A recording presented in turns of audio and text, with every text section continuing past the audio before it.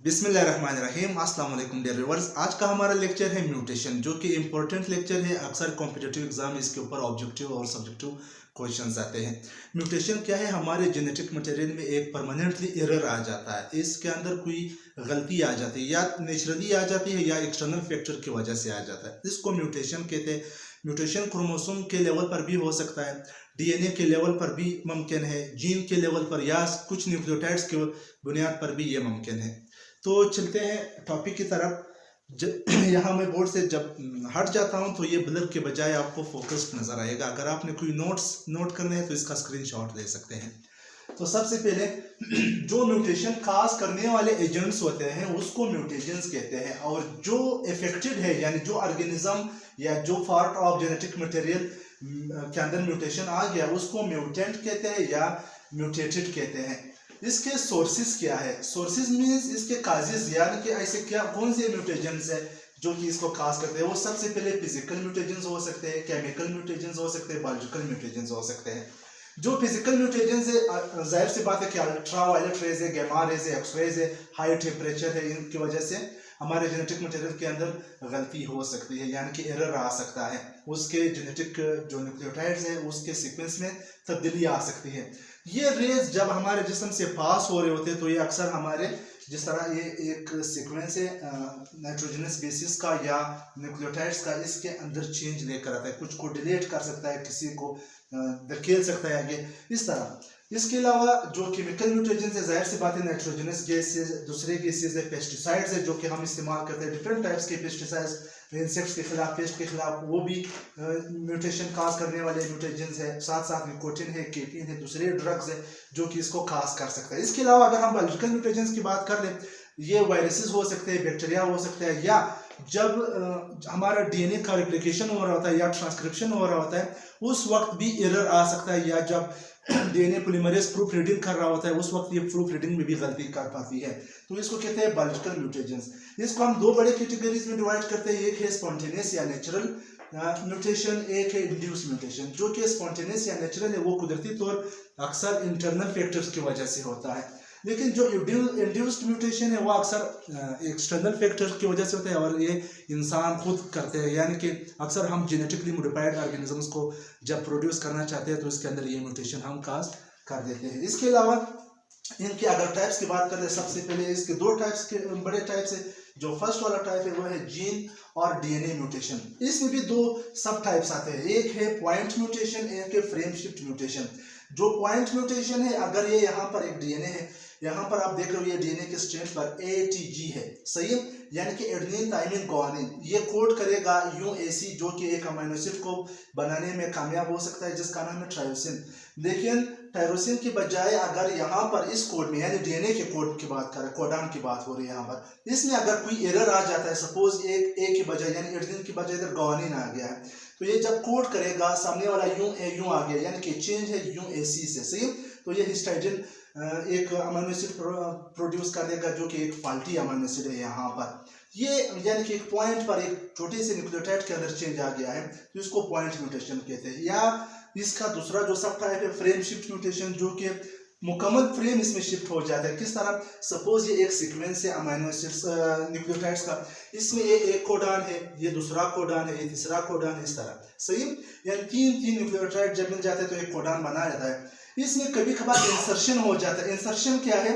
यानी इसमें कुछ चीज ऐड हो जाती है। यहाँ पर आपको दिखाई दे रहा है नेक्स्ट में, यहाँ पर मैंने एरो का निशान दिया है, इधर T ऐड हुआ है, एक थाइमिन इसमें ऐड हुआ है, तो इसको इंसर्शन कहते हैं। इसने सब कोडॉन्स का सीक्वेंस दरहम बरहम कर दिया, ये भी एक म्यूटेशन है जिसको फ्रेम शिफ्ट कहते हैं। या कभी कभार कोई डिलीशन आ जाता है, कोई चीज यानी कोई न्यूक्लियोटाइड से डिलीट हो जाता है, जिस तरह यहाँ पर T भी डिलीट हुआ है, A भी डिलीट हुआ है। तो इस तरह अगर कुछ डिलीट हो जाए या कुछ ऐड हो जाए, इसको हम फ्रेम शिफ्ट कहते हैं।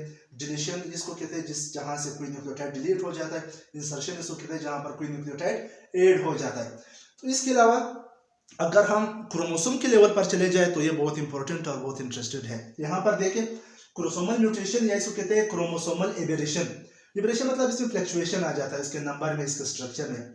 इसके भी दो टाइप्स है, एक change in structure of chromosome है, दूसरा है नंबर ऑफ क्रोमोसोम के अंदर जब कोई चेंज आ जाता है। अगर हम इसकी स्ट्रक्चर की बात करें, सपोज ये एक क्रोमोसोम है, इसके ऊपर जो एलील्स है या जीन्स है XYZ के नाम से मैंने लिखा है, तो सबसे पहले डिलीशन या डिफिशिएंसी म्यूटेशन है, किसके अंदर, क्रोमोसोम की बात हो रही है।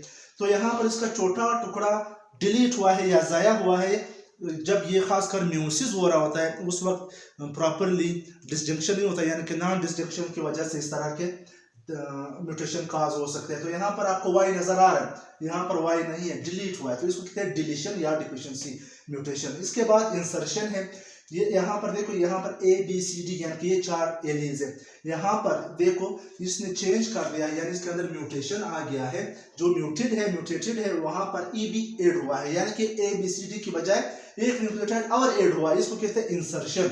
इसके अलावा एक है डुप्लीकेशन भी है, जो कि यहाँ पर मैंने नहीं लिखा है, उसमें क्या होता है, उसमें भी एक चीज 2 बार रिपीट हो जाता है। इसके अलावा इन्वर्टेड है, इन्वर्टेड में क्या है, सपोज ये वाला जो क्रोमोसोम है इसमें एलील का सीक्वेंस क्या है या जीन्स का सीक्वेंस क्या है, XYZ, तो यहाँ पर Z जो है वो इन्वर्ट करके Y से पहले आया है, इस तरह के जो म्यूटेशन काज होते हैं इसको इन्वर्टेड म्यूटेशन कहते हैं। ये कहाँ पर हो रहा है, ये क्रोमोसोम के अंदर हो रहा है, और क्रोमोसोम की भी नंबर की यहाँ पर बात नहीं हो रही, यहाँ पर उसके स्ट्रक्चर की बात हो रही है। इसके अलावा एक है ट्रांसलोकेशन, इसका अगर स्ट्रक्चर की बात करें तो ये लास्ट वाला म्यूटेशन है। आपको पता है जब कैरियोटाइप बन रहा होता है कि जो न्यूक्लियस है, सॉरी जो क्रोमोसोम है वो एक दूसरे के सामने आ जाते हैं, वो अपने साइज के मुताबिक अपने क्रोमोसोम के साथ जोड़ी बनाते हैं, जिसको साइनॉप्स कहते हैं, साइनॉप्सिस इस अमल को कहते हैं। ये टेट्रा जो क्रोमोसोम का स्ट्रक्चर है वो बन जाता है। यहाँ पर देखो ये एक होमोलोगस पेयर है, इसके ये दोनों जो यानी एक क्रोमोसोम की अगर हम बात कर लें, एक को हम होमोलॉग भी कह सकते हैं, इसके ये 2 क्रोमेटिड्स को हम सिस्टर क्रोमेटिड्स कहते हैं, इसकी और दूसरे होमोलॉग के जो क्रोमेटिड्स इसको हम नॉन सिस्टर क्रोमेटिड्स कहते हैं। इनके बीच में अगर कुछ सेगमेंट एक्सचेंज हो जाए ये तो हमारे लिए फायदेमंद है, क्योंकि ये क्या है, इसको हम कहते हैं क्रॉसिंग ओवर, जो कि वेरिएशंस काज करते हैं। लेकिन अनफॉर्चुनेटली यहाँ पर ये 2 होमोलोगस क्रोमोसोम के बजाय एक और क्रोमोसोमल जोड़ा है, वहां पर उसके साथ ये एक्सचेंज ऑफ मटेरियल कर देता है, तो इस जैसे म्यूटेशन को हम कह सकते हैं ट्रांसलोकेशन। और इसके अलावा अगर हम नंबर की बात करें तो नंबर, अगर मैंने आपको मैंने एग्जांपल मेल कर दिया तो जाहिर सी बात है कि मेल के अंदर 2n कितना है, 46 क्रोमोसोम के इक्वल है, सही।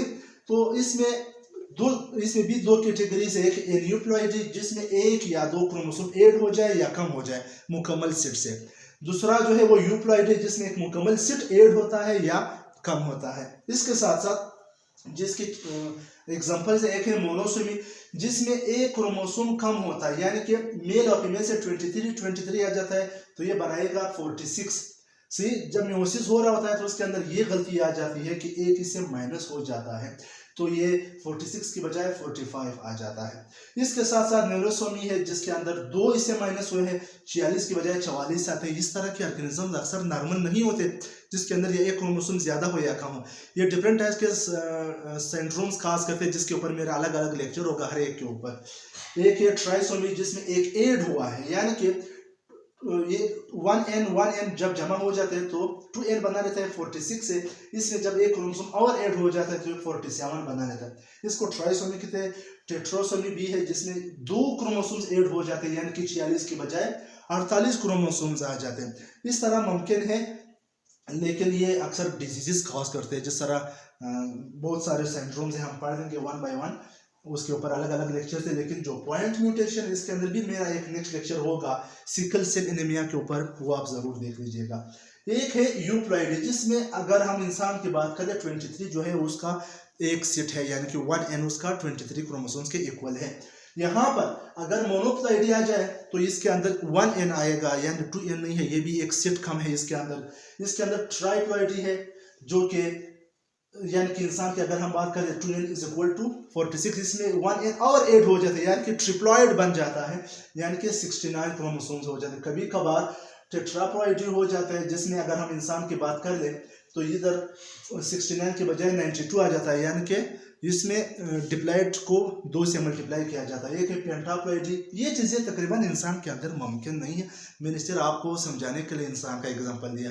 ये चीज़ें अक्सर फ्रूट्स के अंदर होते हैं, प्लांट्स के अंदर होते हैं, वो भी अक्सर जेनेटिक मॉडिफिकेशन के लिए इंसान कस्टम करा देते हैं। इसके अलावा अगर हम इम्पोर्टेंस की बात कर लें म्यूटेशन की, इसकी इम्पोर्टेंस, इसके नुकसान ज़्यादा है, इसके फ़ायदे बहुत कम हैं। इसके अगर हम हार्मफुल इम्पैक्ट्स की बात कर दें, सबसे पहले ये जितनी भी हमारे अंदर बड़ी बड़ी डिजीजेस काज होती है, जिस तरह सिकल सेल एनीमिया है, जिस तरह खासकर कैंसर है, ये सारे ड्यू टू म्यूटेशंस है। और इसके साथ साथ शीमेल का पैदा होना, दूसरी चीज़ें, या जिस तरह मतलब आजकल ब्यूटी बढ़ गई है ना, ये जितनी ब्यूटी बढ़ती है यानी स्किन कलर गोरा हो जाता है, इतना ही हमारा नुकसान है, ये भी म्यूटेशन की वजह से। यानी कि अगर हम पीछे चले जाए, बाबा आदम अलैहिस्सलाम से स्टार्ट ले, तो वहाँ पर इंसानों का कलर ब्लैक हुआ करता था, आजकल वाइट हो रहा है। जितना ये वाइट होगा इतना ही हमारे प्रोटेक्शन में नाकाम होएगा। कौन सी प्रोटेक्शन? जो अल्ट्रा वायलेट रेज आ रहे हैं वो हमारे स्किन के ऊपर पड़ रहे हैं, तो ये क्यूटिनस कैंसर काज कर सकते हैं। तो जितने हमारे चेहरे के अंदर मेलानिन ज़्यादा होंगे, ब्लैक होगा चेहरा, उतना ही हमारा चेहरा प्रोटेक्टेड होगा। तो ये भी एक नुकसान है हमारे। अल्बिनो आपने देखा होगा, उसको सारी बॉडी कलरलेस होता है, या मतलब म्यूटेटेड होता है ना, वो भी एक नुकसान है।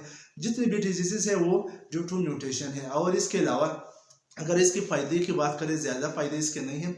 अगर हम कोई जेनेटिकली मॉडिफाइड ऑर्गेनिज्म प्रोड्यूस करना चाहे तो इस तरह म्यूटेशन उसके अंदर काज कर सकते हैं, या वेरिएशंस इसके वजह से काज हो सकते हैं म्यूटेशन की वजह से। और ख़ासकर न्यू स्पीशी अगर पैदा हो रही है इस सारे ज़मीन पर, तो उसका भी रीज़न जो है वो म्यूटेशन है। तो उम्मीद करता हूँ आपको एक छोटा सा लेक्चर ये समझ आ गया होगा म्यूटेशन के ऊपर। नेक्स्ट लेक्चर के अंदर हम इनको डिटेल के साथ, इसके अंदर जितने भी सिंड्रोम्स आते हैं, डिजीजेज आते हैं, वो 1 बाय 1 पढ़ लेंगे। अगले लेक्चर तक मुझे इजाज़त दीजिए और अपना ख्याल रखिएगा। अल्लाह हाफिज़।